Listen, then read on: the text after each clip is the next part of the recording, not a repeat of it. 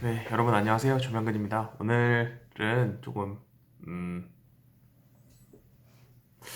몇 가지 이야기를 나누고 한번 가보도록 하겠습니다. 저희 그때 오픈 카톡방에서랑 이야기 나누는 것처럼 중간고사가 이제 여러분 그 온라인 수업이 2주 연장되면서 어떻게 해야 될지 뭐 그런 부분들을 이야기했었잖아요. 그래서 중간고사는 그냥 과제로 대체하도록 하고 비중은 조금 낮춰서 대신에 기말고사 때의 비중을 조금 늘려서 이렇게 시험을 보도록 하겠습니다.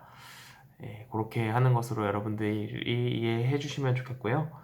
음, 네, 그렇습니다. 우리가 그리고 또 지난 시간에 그 어떤 학생이 제보를 해줬는데 그 비율 척도 부분을 설명하다가 갑자기 영상이 끝나버린다고 이야기를 하더라고요. 그래서 비율 척도 부분에 대해서 다시 한번 잠깐만 좀 복습을 하자면은 절대 0점이 있고 가상의 단위가 있는 거를 이제 의미합니다. 예를 들면은 길이, 뭐 무게 이런 거 있죠. 그런 것들은 단위가 가상의 단위라는 거는 어떤 거냐면은 제 몸무게가 그 한 70kg 정도 나갔는데 70kg라고 하면은 그 우리나라에선 70kg라고 하지만 뭐 파운드로 하면은 뭐 160파운드 뭐 이렇게 나가잖아요.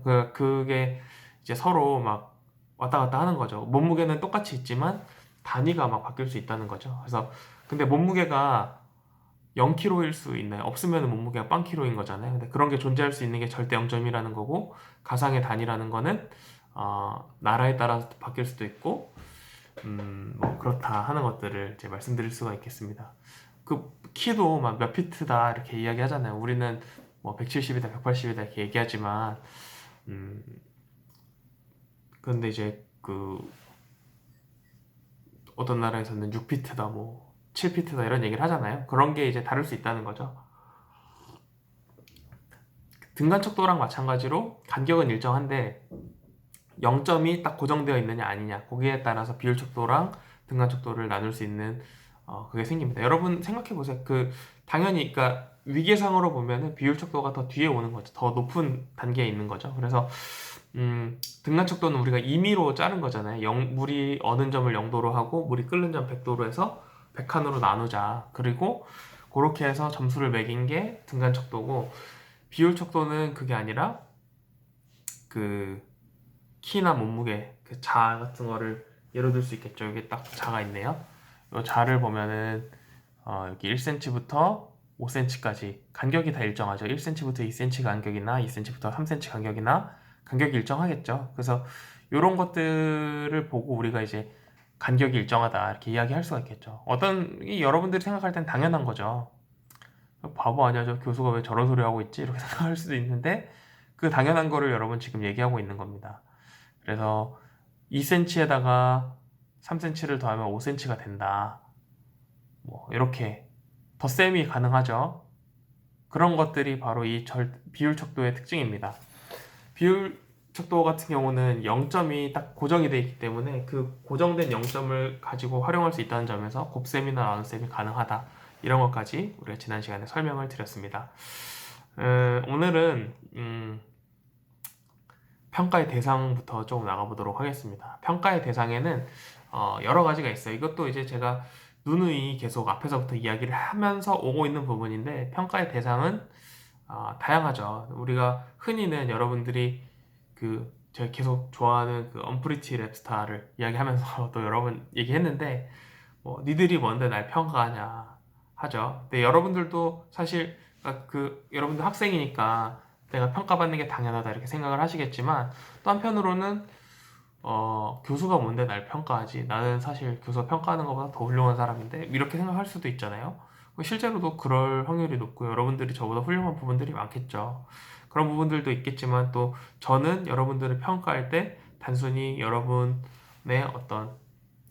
제가 여러분들의 인성을 평가하거나 여러분들의 어떤 덕성을 평가하거나 그런 게 아니라 여러분들의 교육평가에 대한 지식 그것만을 제가 평가하고 있잖아요. 그러니까 그렇다는 것들을 여러분들이 이제 인지해 주시면 좋겠고, 그러니까 평가의 대상이라는 거는 여러분들처럼 학생도 평가의 대상이 되지만 여러분들도 강의 평가를 할 때 저를 평가하잖아요. 그러니까 교사도 평가의 대상이 되는 거죠. 또 누가 평가의 대상이 될 수 있을까요? 여러분들이 보통 이제 학교가 막 여러분들 마음대로 안 움직여. 예를 들면 이번에 그 온라인 이 개강 사태를 보면서 저도 이제 가끔 학생들한테 친한 학생들이 있거든요. 학생들한테 물어보면은 뭐 학교에 대한 불만이 많은 친구들도 있어요. 그러니까 학교에 대한 불만이라는 거는 결국 누구에 대한 불만일까요? 학교 경영자나 행정가에 대한 불만이겠죠. 왜 학교 경영을 이런 식으로 하느냐, 혹은 왜 학교를 이런 식으로 운영을 하느냐, 이런 부분에 대해서 이제 불만이 있는 학생들도 있을 텐데, 그런 부분들을 어떻게 이제 컨트롤할 수 있느냐, 어떻게 평가할 수 있느냐에 따라서 이제 교육도 평가를 받을 수가 있는 거죠. 실제로 지금 제가 하고 있는 업무 중에 하나가 대학 그 기본 역량 진단 평가를 대비하는 일을 하고 있습니다. 교육부에서 각 대학들을 평가하고 있고요. 거기에 맞춰서 우리는 어떤 식으로 학생들을 이렇게 케어하고 있다, 혹은 어떤 식으로 학생들에게 투자를 하고 있다, 이런 부분들을 상세하게 진행을 하고 있습니다. 여러분들이 아마 조금 관심 있으시면은 뉴스 같은 데서도 보신 적 있을 거예요. 거기 보면은 어떻게 나오냐면은 지금 이제 대학 기본 역량 진단이라는 평가가 있어요. 3년에 한 번씩 받는 평가인데 우리 대학은 이번에 그 중에서 제일 높은 평가를 받았거든요. 전국에 있는 1등부터 꼴등까지의 대학을 찾아서 그 중에 일부 대학 문을 닫게 만들겠다 하는 게 이 평가의 목적입니다. 그래서 우리 학교가 문을 닫으면 안 되니까 여러분들도 모교가 사라지면 얼마나 슬프겠습니까? 뿐만 아니라 저는 직장을 잃고 길거리 낭인이 되는 거죠. 그러면 안 되니까 이제 열심히 그 평가를 준비하고 있습니다. 여기서 이제 알 수 있는 것처럼 단순히 평가라는 것이 학생을 평가하는 것만 있는 게 아니다. 학교 전체를 평가하고 학교의 어떤 여러 가지 것들을 평가할 수 있다 하는 부분을 말씀을 드리는 겁니다. 지금 말씀드린 건 어떻게 보면 전부 인적 대상에 해당하는 거죠. 그래서 사람을 평가하는 그런 부분들이라면 물적 대상을 평가할 수도 있습니다. 소프트웨어를 평가할 수도 있겠죠. 어떻게 가르치는 것이 좋은 학습 방법인지를 가르치는 것을 평가할 수도 있습니다. 여러분들, 저는 이제 유치원 교생 실습을 안 나가봤기 때문에 잘 모르지만 저는 사범대에 나왔기 때문에 그 교생 실습을 나갔었거든요. 교생 실습 나가면은 연구 수업이라는 걸 하게 됩니다. 연구 수업은 앞에서 여러분들도 혹시 그 연구 수업이라는 거를 학교 다니면서 경험해 보신 적이 있을 거예요. 선생님들이 평소답지 않게 단정한 옷을 입고 나와서 평소와는 다른 친절한 목소리와 말투로 여러분들에게 수업을 하는 그런 모습을 보신 적이 있을 겁니다. 저는 이제 그 고등학교 1학년 담임 선생님 생각이 많이 나는데, 고등학교 1학년 때 담임 선생님이 저한테 저는 이제 남고를 나왔고, 제가 이제 고등학교 나온 시절이 사실 이제 한 10년도 넘고 그랬을 거 아니에요. 그러다 보니까 이제 선생님이 굉장히 이제 욕설도 많이 하시고, 뭐 선생님이 그 당시에 26살인가 27살밖에 안 된 젊은 선생님이었는데 이제 저희한테 막 그렇게 험하게 하셨죠. 근데 이제 연구 수업이 되고 다른 선생님들 앞에서 저희 담임 선생님이 수업을 하시게 되니까 정말 세상에 그렇게 천사 같은 사람이 없었을 만큼 너무 천사 같은 목소리로 이렇게 수업을 하시는 거를 볼 수 있었습니다. 그러니까 이거는 뭐죠? 이제 가르치는 거를 평가받는 거예요. 교사 자체도 평가를 받지만 그뿐만 아니라 어떻게 가르치고 있는지에 대해서도 평가를 받는 것, 그것을 교수 학습에 대한 평가다 이렇게 볼 수도 있고, 또 여러분 유명한 대학들 있잖아요. 뭐 하버드나 아니면 뭐 옥스퍼드나 이런 데 가면은 뭐가 그렇게 다를까요, 우리랑? 뭐가 어떤 부분이 다르죠? 들어오는 학생들이 조금 다를 테고 또 어떤 부분이 다를까요? 각 학교마다 본인들의 교육 방식에 대해서 교수학습 프로그램이나 교육 과정에 대해서 평가를 할 수도 있을 겁니다. 어떤 얘기냐면 고등학교도 그렇죠. 고등학교 뭐 민족사관고등학교가 되게 유명하잖아요. 왜 유명하냐면 거기에 들어가는 것도 어렵지만 뭐 전부 수업을 영어로 진행하고 또 되게 이제 민주적으로 수업을 하는 뭐 등등의 여러 가지 교육 과정이나 프로그램들이 굉장히 잘 갖춰져 있다. 그래서 우리가 일반 고등학교에서 할 수 없는 어떤 뭐 SAT 준비라든지 이런 등등의 교육 과정이 준비되어 있기 때문에 그런 것들을 평가할 수도 있겠죠. 이거를 우리가 소프트웨어적인 부분을 평가한다고 보는 거죠. 그러니까 눈에 보이진 않잖아요. 교육 과정이라는 게 어떤 커리큘럼을 가지고 학생들을 가르치는지에 대한 그런 부분은 눈에 보이지 않지만 학교에서 명확하게 가지고 있는 부분이고 그 부분을 평가할 수도 있다는 거죠. 또 한 가지는 교재를 평가할 수도 있어요. 제가 직접 만든 교재를 가지고 여러분들이 공부를 하면서 이 교수는 무슨 교재를 이런 식으로 만들었지? 이렇게 생각하실 수도 있죠. 제가 봐도 약간 그런데 그 교재를 가지고 평가할 수도 있다는 거죠. 저처럼 이렇게 만들어서 하는 분들도 있지만 또 그렇지 않은 분들도 있잖아요. 그냥 기존에 있는 교과서를 가지고 활용하시는 분들도 있기 때문에 그 교과서를 가지고도 평가를 할 수가 있다. 또 어떤 걸 평가할 수 있을까요, 여러분? 정말 모든 게 다 평가의 대상이 될 수 있습니다. 또 한 가지는 이제 하드웨어에 대한 부분이 될 수 있겠죠. 지금 제가 아까 말씀드렸던 기본 역량 진단 평가라는 게 있고 기관 인증 평가라는 평가가 또 있습니다. 기관 인증 평가는 뭐냐면은 우리가 대학으로서 적절한 기관인지를 평가받는 겁니다. 1, 2커피. 우리가 대학으로서 적절한가 하는 부분을 어떻게 평가받을 수 있나요? 그런 식으로 평가를 받는 거예요. 예를 들면은 이 학교가 대학인데 도서관이 없어. 그런 학교도 있을 수 있겠죠. 그러면은 이제 점수가 낮은 점수를 받는 거죠. 또 뭐 예를 들어서 강의실이 없어.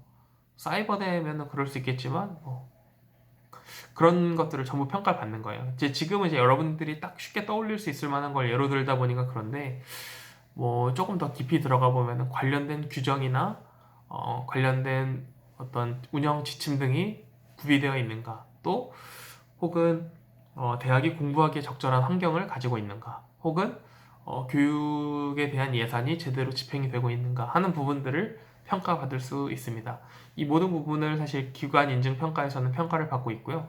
우리 대학은 계속해서 여기서 이제 통과를 하고 좋은 대학으로 인정을 받고 있습니다. 여러분들이 보면은 이제 그런 생각 하실 거예요. 뭐 맨날 평가는 좋게 받았다고 하는데 나는 우리 대학보다 저 옆에 대학이 더 좋은 것 같은데 혹은 서울에 있는 대학들이 시설이나 뭐나 더 좋아 보이는데 왜 맨날 우리 학교 좋은 평가 받았다고 하고 저 평가 다 사기 아니야? 이렇게 생각할 수 있을 것 같아요. 저도 이제 보면서 대학 다닐 때 그런 생각을 많이 했거든요.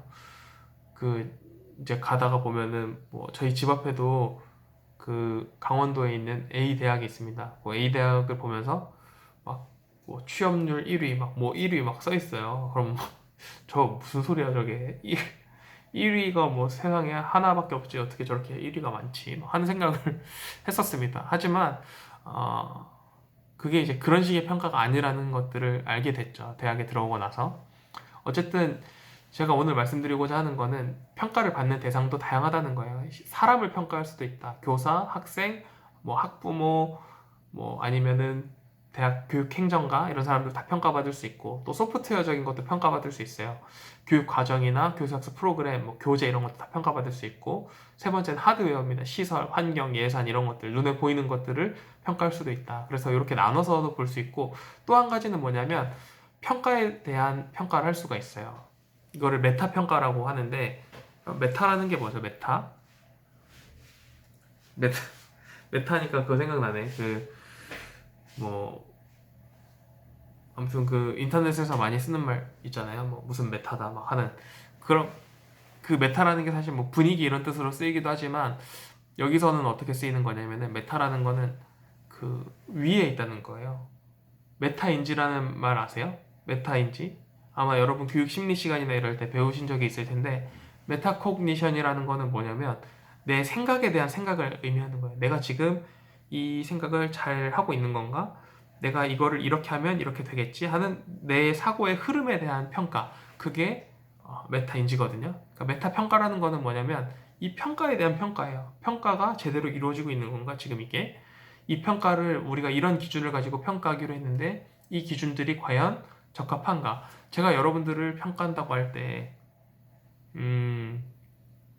수업과 상관없는 내용을 가지고 평가를 한다면 어떨까요? 제가 만약에 여러분들한테 평가를 하는데 교육 평가를 가지고 평가를 해야 되는데 그게 아니라 교육 평가에 갑자기 막 동화 구현 이런 걸 집어넣었어. 그럼 여러분들이 평가받는데 공정하다고 생각할까요? 공정하다고 생각하지 못하겠죠. 그 이유는 뭔가요? 제 평가 자체에 들어가서는 안 될 기준이 들어가 있다 하는 것들을 여러분들이 본능적으로 팍 캐치를 하기 때문입니다. 그래서 이 평가에 대한 평가도 가능하다. 또 나눠보면 이제 두 가지로 나눌 수가 있는데 양적 평가와 질적 평가로 나눌 수가 있습니다. 지금 이제 평가를 여러 가지 분류로 나누고 있다는 것들을 여러분들이 인식하고 들어주시면 좋을 것 같아요. 양적 평가라는 건 뭐냐면 아까 우리가 위에서 말씀드렸던 것처럼 학생에 대해서 평가를 한다고 치면 그런 거죠. 점수를 매기는 거예요. 100점 만점에 몇 점이다. 이런 게 이제 양적 평가에 해당하겠죠. 혹은 논술에서 뭐 몇 점 만점에 몇 점이다. 몇 명 중에 몇 등이다 하는 식의 평가를 내리는 것을 우리가 양적 평가라고 할 수 있습니다. 예를 들면 또 다른 양적 평가에는 어떤 게 있을까요? 예산을 몇 퍼센트 썼다. 여러분들 그 대학 알림이라는 사이트 아시나요? 대학 알림이에 들어가 보면 여러분들이 그걸 볼 수 있습니다. 교육비 환원율, 그래서 1인당 교육비 환원율을 계산할 수가 있죠. 그래서 여러분들이 내는 등록금 대비 여러분들이 학교에서 받아가는 돈은 얼마인가 하는 부분들을 다 계산해서 학교에서 제공을 하고 있습니다. 실제로는 저도 학교 다닐 땐 그렇게 생각을 못했어요. 이게 뭐 학교가 해주는 게 뭐가 있냐, 맨날 그냥 있는 건물 쓰는 거지 막 이렇게 생각을 했는데 막상 보니까 또 뭐 그렇지 않더라고요. 뭐 많이 지원을 해주는 부분도 있고 뭐 그랬었습니다. 저는 여러 번 말씀드렸지만 전 성균관대학교 나왔는데 그 1인당 교육비 환원율을 보면 전국에서 1위가 연세대, 2위가 성균관대 이렇게 나와 있어요. 그러니까 저는 그 2위 한 학교를 다닌 거잖아요. 2위 한 학교를 다녔음에도 불구하고 학교에서 나를 지원해주는 걸 별로 못 느꼈단 말이에요. 교수님들도 제가 느낀 바에 의하면 서울에 있는 대학 교수님들이 훨씬 불친절합니다. 친절도가 떨어지고 좀 이렇게 뭐 어쩔 거야. 니들이 뭐라고 해도 안 바뀐다 여기. 이런 느낌을 저는 이제 많이 받았거든요. 어쨌든 그 교육비 환원율 같은 게 대표적인 양적인 지표라는 거죠. 혹은 뭐 그런 부분들, 뭐 예를 들어서 체육 시험을 본다라고 했을 때 100m를 몇 초에 뛰는가 이런 거 딱 양적인 평가로 간단하게 나오게 되는 거죠. 양적 평가의 장점은 뭘까요? 양적 평가의 장점 뭐가 있을까요? 논란이 적겠죠. 왜냐면 숫자로 딱 나오니까. 달리기를 하는데 막 100m를 10초에 뛰는 애가 있고 15초에 뛰는 애가 있어. 그럼 10초에 뛰는 애가 더 빠르다 이렇게 딱 얘기하고 끝낼 수가 있겠죠. 그런데 과학적이고 체계적인 이 양적 평가의 단점은 뭘까요? 심층적인 평가가 어렵다는 데 있습니다. 복잡한 평가를 하기가 어려워요. 예를 들어서 100m 달리기를 하는데 어떤 학생은 정말 뭐 20초에 원래 뛰던 학생이었어요. 근데 꾸준히 노력하고 자기 건강의 증진을 위해서 꾸준히 달리기를 노력한 결과 15초까지 온 학생이 있고 원래 12초를 뛰는 친구인데 그냥 뭐 맨날 놀다가 13초를 뛰었어. 그러면 우리가 13초 뛴 학생을 더 높게 평가를 할 것인가? 아니면 조금 늦게 달렸지만 열심히 노력을 하고 좋은 태도를 보인 15초 뛴 학생을 더 좋게 평가할 것인가 하는 부분에 대해서는 평가에 따라서 바뀔 수가 있다는 거겠죠. 그래서 그 부분들을 여러분들께 이야기를 드리고 싶습니다. 또 잠시 보시면은 이제 질적 평가 부분이 있습니다. 질적 평가 부분 같은 경우는 평가자가 주관적으로 판단을 하는 거예요. 예를 들면 이런 거죠. 여러분 혹시 미술관에 가보신 적 있으신가요? 저는 뭐 미술, 음악 이런 데 이제 문외한이에요. 얼마나 문외한이냐면 정말 아무것도 모르는 정도의 수준입니다. 그래서 제가 여러 번 얘기하지 않았나요? 미술 시간에 그림 그렸다가 싸대기 맞은 적이 있을 정도로 저는 이제 그림도 잘 못 그리고 뭐 그림을 보는 눈도 당연히 없죠. 그래서 이제 원래는 그림 보는 거에 대한 별로 재미가 없었는데 조금 이제 나이가 들고 여기저기 이제 교양 있는 척을 해야 되기 때문에 뭐 제가 또 일했던 곳이 그 서울시립미술관 바로 근처에 있는 곳에서 일을 했었거든요. 그래서 거기서 이제 일을 하다 보니까 미술관 갈 일이 생기더라고요. 그래서 뭐 회사 동료분들하고도 가고 지금 아내하고도 같이 가고 하면서 이제 미술관 구경하다 보니까 그림 보는 게 또 나름 재미가 있더라고요. 저희가 신혼여행을 프랑스 파리로 갔는데 거기 뭐 루브르 박물관이나 뭐 오르쉐 뭐 이런 데 가가지고 박물관을 봤어요. 이 미술관에 들어가서 그림 같은 것도 다 관심 있게 보고 이러니까 그림이 너무 아름다운 그림들도 많고 되게 생각할 여지가 많은 그림들도 많고 다양하더라고요. 어쨌든 여러분 그림을 평가한다고 할 때 여러분들 양적으로 평가를 할 수 있을까요? 예를 들어서 여러분들이 피카소의 그림을 봤어요. 피카소의 그림을 보면서 야, 이 그림은 딱 보니까 100점 만점에 몇 점이네 이렇게 딱 평가를 내릴 수가 있을까요? 없을까요? 없겠죠. 평가하기가 어렵죠. 여러분들 혹시 피아니스트 중에 손여름이라는 분 아시나요? 저랑 개인적인 친분이 있는 분인데 얼마 전에 놀면 뭐하니 그 프로그램에 나와서 어, 피아노 연주하는 모습을 볼 수 있었습니다. 저랑 같은 아파트에 살거든요. 그리고 손여름 누나의 동생들에게 제가 이제 수학도 가르쳐 준 적이 있었고 뭐 하기 때문에 저랑 이제 친합니다. 라고 말을 해봅니다. 근데 어쨌든 누나랑 이제 같이 식사를 한 적이 있는데 식사하면서 제가 물어본 적이 있어요. 음악이라는 누나가 이제 유명한 게 뭐냐면은 최연소 뭐 차이콥스키 콩쿨 몇 등 뭐 이런 걸로 유명하거든요.